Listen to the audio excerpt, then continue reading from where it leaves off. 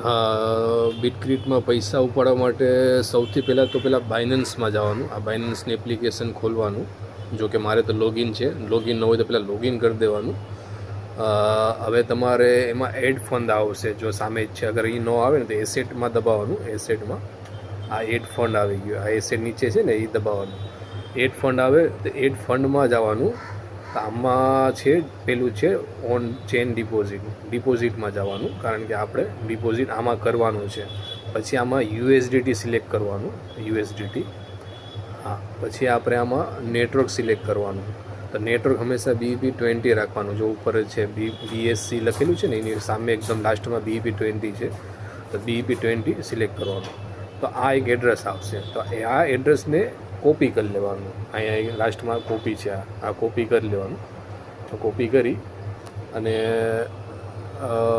Back પડી જવાનું, કેમ કે હવે આનું કામ પતી ગયું. હવે બીટગ્રીડ ખોલવાનું. બીટગ્રીડ ખોલી અને ફંડમાં જવાનું. બીટગ્રીડ ખોલી માઇનમાં જવાનું, કારણ કે આપણે થોડોક આ સ્ટ્રેટેજી એકાઉન્ટમાંથી કેપિટલ એકાઉન્ટમાં ટ્રાન્સફર કરવાનું. તો આપણે જેટલું ઉપાડવાનું હોય એટલું આમાં ટ્રાન્સફર કરવાનું. તો ટ્રાન્સફર કરવાનું, એકાઉન્ટ ટ્રાન્સફર સાઇડમાં લખેલું છે ઉપર, તો એકાઉન્ટ ટ્રાન્સફર પર ક્લિક કરવાનું.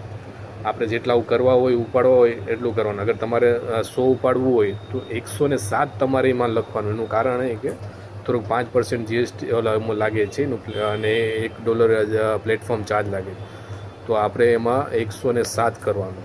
107 કરી ને નીચે સ્ક્રોલ કરશો ને તો કન્ફર્મ આવશે. ત્યાં કન્ફર્મમાં ક્લિક કરી દેવાનું. ઓલામાંથી 107 ત્યાંથી ઉડી જશે. હવે તમારે ફંડમાં જવાનું. અહીંયા થઈ ગયું, ઓલું કેપિટલમાં 107 આવી ગયું. હવે ફંડમાં જવાનું. ફંડ ક્લિક કરવાનું અને વિડ્રોલમાં કરવાનું. તો વિડ્રોલમાં મારે તો લોગિન બધું હશે, એના હિસાબે તમારે નહીં હોય. તો તમારે કદાચ વિડ્રોલ કરો તો એમાં પાસવર્ડ જનરેટ કરવાનો આવશે. તો એમાં લખેલું હોય ફંડિંગ પાસવર્ડ. તો ફંડિંગ પાસવર્ડ તમારે બનાવવાનું રહેશે. ફંડિંગ પાસવર્ડ બનાવી અને મેલ આઈડી આવશે, એમાં મેલમાં લોગિન કરવાનું, મતલબ કોડ આવશે. મેલ આઈડી નાખશો તો એ બધું કરશો પછી થશે. પછી આમાં તમારે BEP20 સિલેક્ટ કરવાનું. વિડ્રોલ BEP20 કરી અહીંયા એડ્રેસ મારે ઓલરેડી રજિસ્ટર્ડ છે, એટલે મારું એડ્રેસ આમાં આવી જશે. અગર ન આવે તો તમારે આ બાજુમાં લીલું ચોરસ દેખાય જ ને, તો એ સિમ્બોલ ઉપર ક્લિક કરશો ને તો આવી રીતના ખુલશે. આમાં મારે રજિસ્ટર છે. અગર નો રજિસ્ટર હોય તો તમારે અહીંયા એ જે કોપી કરીને બાઇનાન્સવાળું કોપી કરેલું છે ને, એ અહીંયા આવીને પેસ્ટ કરી અને અહીંયા તમારે સેવ કરી દેવાનું. જેમ સેવ કરશો પાછું બેક જશો ને તો અને BEP20 ક્લિક કરશો તો એ વસ્તુ તમારે અહીં વિડ્રોલ એડ્રેસ લખેલું છે ને, અહીંયા એડ્રેસ આવી જશે.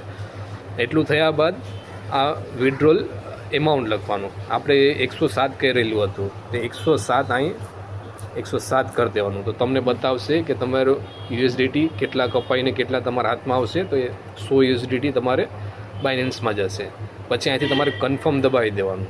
જેમ કન્ફર્મ કરશો તો ઓલું ફંડિંગ પાસવર્ડ જે બનાવ્યું હતું ને, એ ફંડિંગ પાસવર્ડ આવશે, પ્લસ